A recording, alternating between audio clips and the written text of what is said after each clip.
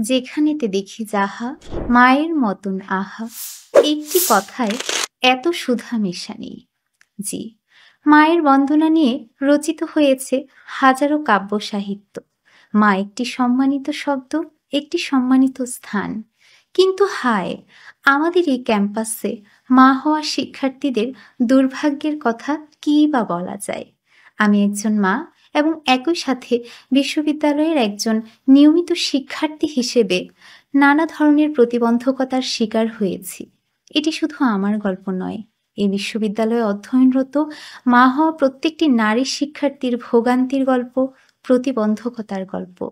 একজন নারী শিক্ষার্থী যখন মা হন, বাস্তবিক কারণেই তিনি বিশ্ববিদ্যালয়ে উপস্থিত হতে পারেন না। তারপরও বিশ্ববিদ্যালয় কর্তৃক তার উপর আরোপিত হয় জরিমানা।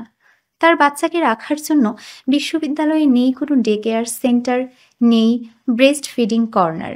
ফলশ্রুতিতে হয় তিনি অনুপস্থিত থাকেন অথবা দীর্ঘ সময় তাকে বাচ্চাকে বাসায় রেখে আসতে হয়। এই যে প্রতিবন্ধকতা, যার কারণে একজন নারী শিক্ষার্থী মা হওয়ার কারণে বিশ্ববিদ্যালয়ের কার্যক্রমে নিয়মিত হতে পারছে না, এই দায় কার?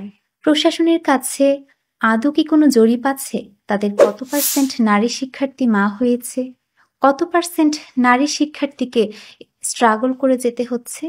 না, তাদের কাছে কোনো জরিপ নেই।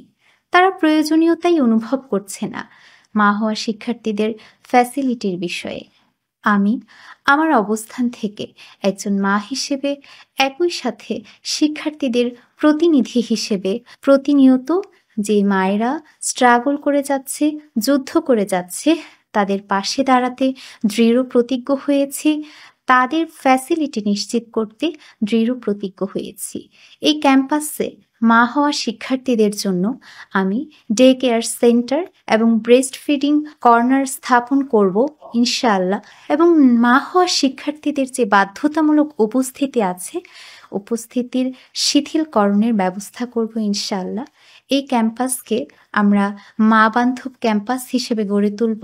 এই ক্যাম্পাসকে মা হওয়া নারী শিক্ষার্থীদের অধিকার নিশ্চিত না করা পর্যন্ত আমরা থামব না ইনশাআল্লাহ।